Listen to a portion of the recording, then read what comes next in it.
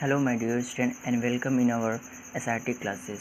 ये video class 4 के computer subject के लिए है। क्लास 4 में वो बच्चे आएंगे जो पिछले सेशन में क्लास 3 में थे। ठीक है, तो क्लियर है? ठीक है, हम लोग अपना क्लास स्टार्ट करते हैं। क्लास 4 के कंप्यूटर सब्जेक्ट में जो पहला चैप्टर है उसका नाम है माई कंप्यूटर सिस्टम। और इस चैप्टर में हम लोग 4 चीज़ सीखने वाले हैं। इसमें जो फर्स्ट पॉइंट है वो है data and information. Second point जो है वो stage of computing. Third point जो है hardware and software. And fourth point जो है वो कैरेक्टरिस्टिक्स ऑफ कंप्यूटर है। ठीक है, इसमें एक एक पॉइंट पर हम लोग डिस्कस करेंगे और इसको समझेंगे। तो ठीक है, हम लोग स्टार्ट करते हैं क्लास अपना बिना टाइम वेस्ट किए। जो हम लोगों ने पहला पॉइंट पढ़ा था वो था डेटा एंड इंफॉर्मेशन। ठीक है, तो इसको पहले स्टार्ट करने के पहले हम लोग डेटा की पहले स्पेलिंग देखेंगे, जो क्या है DATA।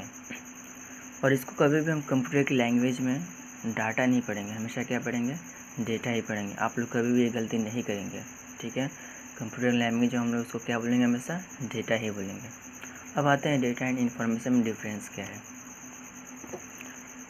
डेटा में हमारा कोई स्पेसिफिक मीनिंग क्या होता है? अटैच नहीं होता है। ठीक है ना, डेटा में क्या होता है? कोई भी स्पेसिफिक मीनिंग अटैच नहीं होता है। लेकिन वही जब इन्फॉर्मेशन में हम आते हैं तो इसमें एक स्पेसिफिक मीनिंग आपको क्या होता है? अटैच दिया होता है। जैसे अगर कोई नंबर एक ले लेते हैं हम 8, तो 8 तो बहुत सारे हम कन्फ्यूजन हमें क्रिएट करते हैं, क्योंकि 8 तो किसी का क्लास भी हो सकता है या फिर किसी का रोल नंबर, किसी की एज हो सकती है, किसी की हाइट हो सकती है, किसी थिंग की। तो यानी ढेर सारी कन्फ्यूजन हमें क्रिएट कर रही हैं। कहीं ना कहीं इसका क्या स्पेसिफिक मीनिंग इसमें ऐड नहीं है। ठीक है, तो हम इसको नॉर्मल हम डेटा के रूप में ही लेंगे।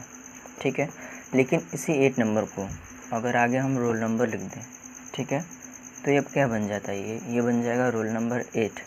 यानी इसमें कोई स्पेसिफिक मीनिंग ऐड हो गया। रोल नंबर 8 लिखने से हमें पता चल गया कि 8 क्या है? किसी स्टूडेंट्स का रोल नंबर है। ठीक है, यानी बातें हमारे यहाँ क्लियर हो जा रही हैं, जिसको हम बोलेंगे इन्फॉर्मेशन।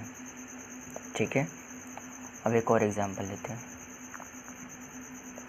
इस एग्जांपल लेते हैं 01012007। इसमें कोई स्पेसिफिक मीनिंग अटैच है? नहीं है, तो इसको भी हम क्या लेंगे? डेटा ही बोलेंगे इसको। ठीक है, लेकिन इसी डेटा को अगर हम एक फॉर्मेट में कर दें, जैसे कि 01/01 एंड /2007। अब इस फॉर्मेट से हमें पता चल रहा है कि ये क्या है? किसी तरह की डेट है ना, तो हमें इन्फॉर्मेशन हमें मिल जा रही है ना, यानी कोई स्पेसिफिक मीनिंग इसमें अटैच हो जा रहा है, हमें पता चल जा रही है कि ये चीज़ क्या है। तो इसको हम क्या बोलेंगे? इन्फॉर्मेशन। कॉन्सेप्ट क्लियर हो गया ना? डेटा यानी जिसमें कोई स्पेसिफिक मीनिंग अटैच नहीं हो, जैसे कि 8। इन्फॉर्मेशन जिसमें क्या हो?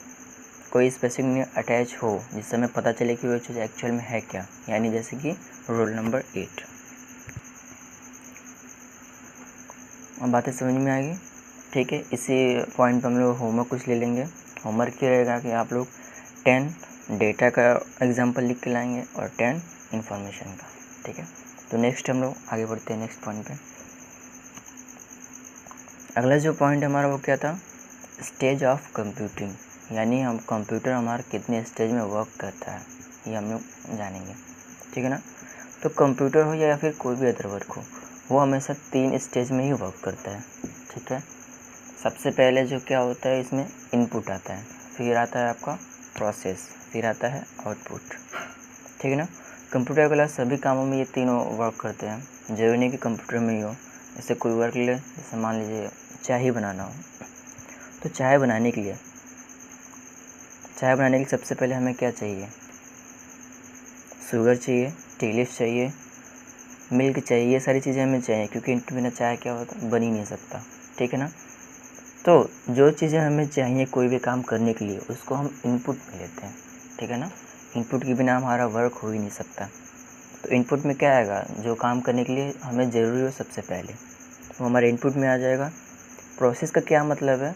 जब हम कोई काम को स्टार्ट करते हैं, ठीक है ना, जब वो काम हमारा स्टार्ट होने लगता है, यानी जैसे हम उस मिक्सिंग को, जिसमें हमने शुगर डाला है और मिल्क है, टी लीफ है और सारी चीज़ें हैं, उसको हमने जैसे ही हम क्या करेंगे, आग पे रखते हैं तो वो काम करना क्या होता है, वहीं से वो स्टार्ट हो जाता है। यानी हम कह सकते हैं कि वो अपना प्रोसेस वहीं से करना स्टार्ट हो रहा है। ठीक है, प्रोसेस यानी इनपुट हमने टी लीफ, शुगर, मिल्क दे दिया, फिर उसका प्रोसेस अपना हुआ जैसे हमने उसको आग पे रखा है। अब लास्ट स्टेज आउटपुट क्या है, तो आउटपुट वही है जो हम चाहते हैं, जिस पर्पज़ से हमने उस वर्क को स्टार्ट किया था। ठीक है ना, अगर वो चीज़ हमें मिल जाती है लास्ट में, आउटपुट का दूसरा नाम रिजल्ट भी है, अगर वो रिज़ल्ट हमें मिल जाता है तो हमारा आउटपुट कहलाता है। जैसे हमें क्या बनाना था, हमें तो चाय बनानी थी ना, तो चाय जब हमें मिल जाएगा ना तो वही हमारा आउटपुट होगा। ठीक है, कोई भी वर्क करने के लिए 3 स्टेज होते हैं। सबसे पहले इनपुट, यानी उस काम करने के लिए जो चीज़ हमें चाहिए वो इनपुट हो जाएगा। प्रोसेस, जब कोई काम स्टार्ट होता है तो जैसे ही काम स्टार्ट होगा वहाँ से प्रोसेसिंग उसकी क्या होगी, स्टार्ट होगी। आउटपुट, जब प्रोसेस ख़त्म होके जब रिज़ल्ट हमें मिल जाएगा वो हमारा आउटपुट होता है। ठीक यही प्रोसेस हमारे कंप्यूटर में भी वर्क करता है। जैसे अगर हमें कुछ टाइप करना हो, ठीक है ना, टाइप करने के लिए तो सबसे पहले हमें क्या ज़रूरत होगी, कीबोर्ड की।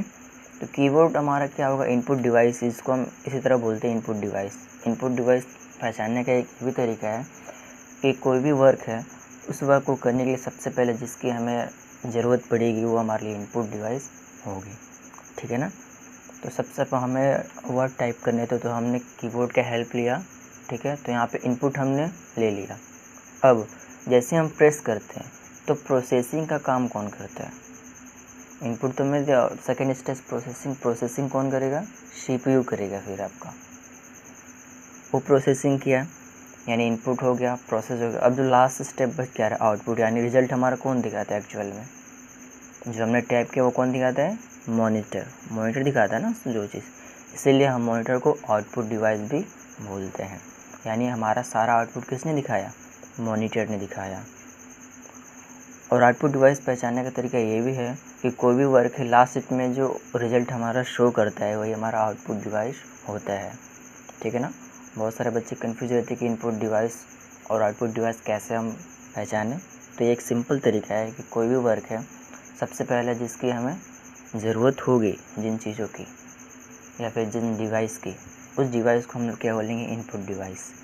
और आउटपुट हमेशा लास्ट स्टेज में ही होता है, यानी जो चीज़ हम चाह रहे हैं ना वो जिस डिवाइस की हेल्प से मिल रही है वो हमारा आउटपुट डिवाइस है। जैसे यहाँ पे हम क्या देखना चाहते हैं, टाइप करना चाहते हैं, उसको देखना चाहते थे तो किसने दिखाया, मॉनिटर ने दिखाया, तो मॉनिटर हमारा आउटपुट डिवाइस हो जाएगा। क्लियर है, तो हमने क्या सीखा अभी, स्टेज ऑफ कंप्यूटिंग में कितने स्टेज होते हैं, 3 स्टेज होते हैं, इनपुट, प्रोसेस और आउटपुट, जिसको हम लोग शॉर्ट फॉर्म में IPO भी बोलते हैं। ठीक है, इससे रिलेटेड हम लोग का होमवर्क बन सकते हैं, तो आप लोग भी होमवर्क करके लाएंगे।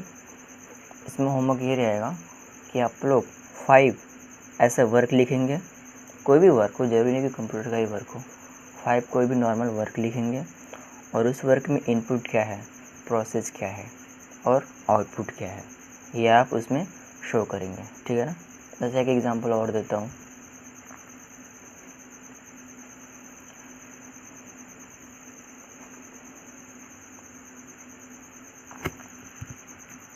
जैसे कि इस टाइप सिचुएशन में साफ़ सफाई की बात हो रही है, लॉकडाउन में साफ़ सफाई की बात हो रही है, तो अगर हमें घर की सफाई करनी है, जैसे मान लो झाड़ू ही लगाना है, ठीक है, तो सबसे पहले तो झाड़ू लगाने के लिए क्या चाहिए, झाड़ू ही चाहिए ना सबसे पहले तो वो हमारे लिए इनपुट हो जाएगा। देखो बहुत सिंपल है, वो हमारे लिए इनपुट हो जाएगा।